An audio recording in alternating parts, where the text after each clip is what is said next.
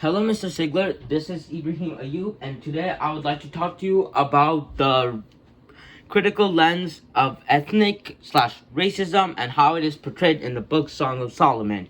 So let's get right into it. Racism is portrayed a lot throughout this book. By the experiences Milkman had, quotes of people talking, stuff that happened, stuff that the 7 days did, which I'll get into later, and stuff Milkman saw. So racism is portrayed a lot throughout this book. So let's get into the first important thing, which is the 7 days. So 7 days, what is this? Well, the 7 days is basically a society of 7 men. 7 days, 7 men.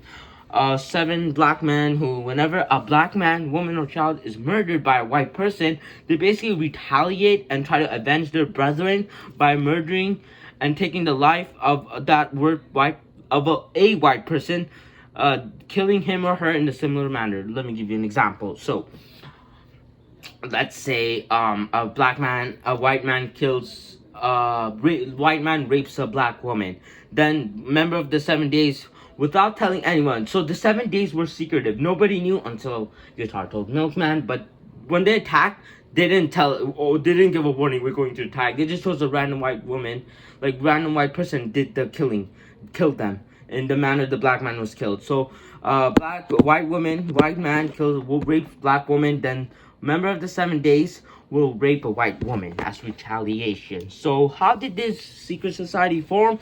Well, it all happened around the 20s, basically when two Black War veterans were brutally murdered for no reason at all. So then blacks had enough, and some of them came together and formed a secret organization. So who's a member of this group? Well, let's name them off. First is Guitar, the second is Hospital Tommy, third is Railroad Tommy, fourth is Henry Porter, fifth is Empire State, sixth is Nero, and seventh, it's a man that's never really mentioned in the novel. So, now I'm going to talk about a quote that portrays racism, and then I'm going to analyze it. So, quote, I mean, did they have a trial? Were they arrested? Arrested for what? Killing a N-word. Where did you say you was from? Question mark, end quote. So, let's analyze this quote. Basically, let me give you context.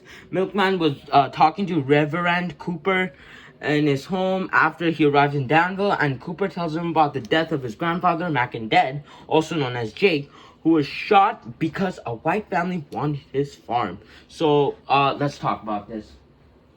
Basically, white family said to a black man, I want your farm. Black man said, heck no, this is my farm, I own this land. White family shot him. And the thing is, let me point this out because it's very important. Everyone knew that the white family was wrong and the black man was innocent, but they really didn't care enough because they're like, oh, it's an, again, quoting from the quote, an N-word. It's an N-word. Who cares about an N-word, you know? And this portrays racism straight up. They didn't do anything because he was white, because he was black. The man killed. They knew the whites did something wrong, but they didn't care. They did it to a black man, you know. It doesn't matter. Blacks weren't valued back then in society. So this quote really shows you racism at that time. And I want to now summarize. I'm going to summarize this next quote because it's kind of lengthy.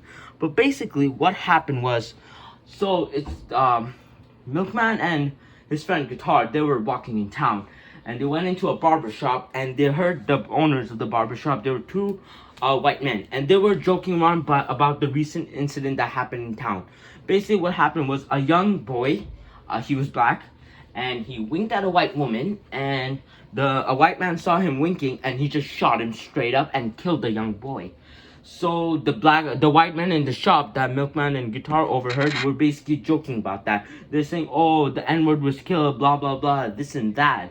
So this really portrays racism again, because back then, if you were a black man, and if you even winked or looked at a white woman, you were dead. You were going to die no matter what, even if you looked at her. And a white woman was allowed to look at a black man all she wanted, and no consequences for her.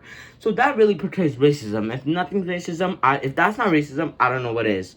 So yeah, that's another example how racist society was back then. And a few things I want to point out. Another form of racism against blacks in this book takes as economic. Mackindead is a wealthy black businessman. He uses his influence and power to squeeze money from the poorest town people. He does so because in many ways he looks down on blacks. He hates his race.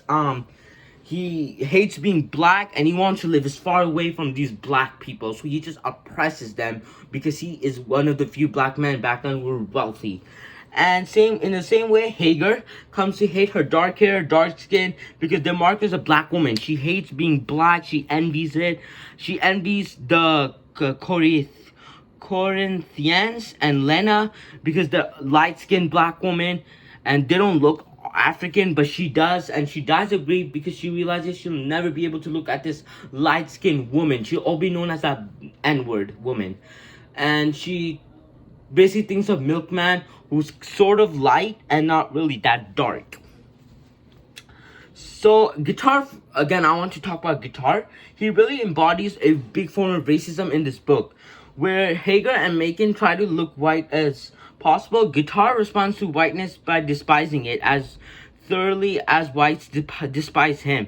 Ever since his father was killed in a white-owned sawmill accident, he has refused to accept any sympathy from the white community. On the contrary, he regards all white people, beginning with the man who killed his dad, as conflict.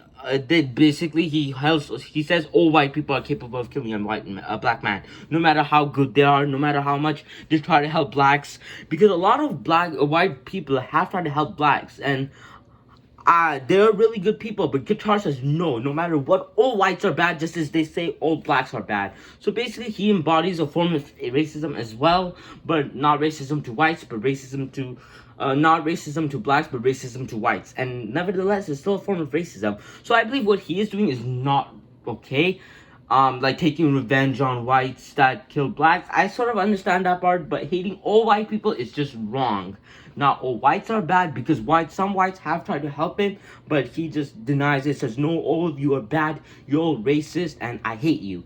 So that's really it. I've showed you many ways of how racism is portrayed throughout this book, and thank you for your time. I hope you enjoyed my presentation. Goodbye.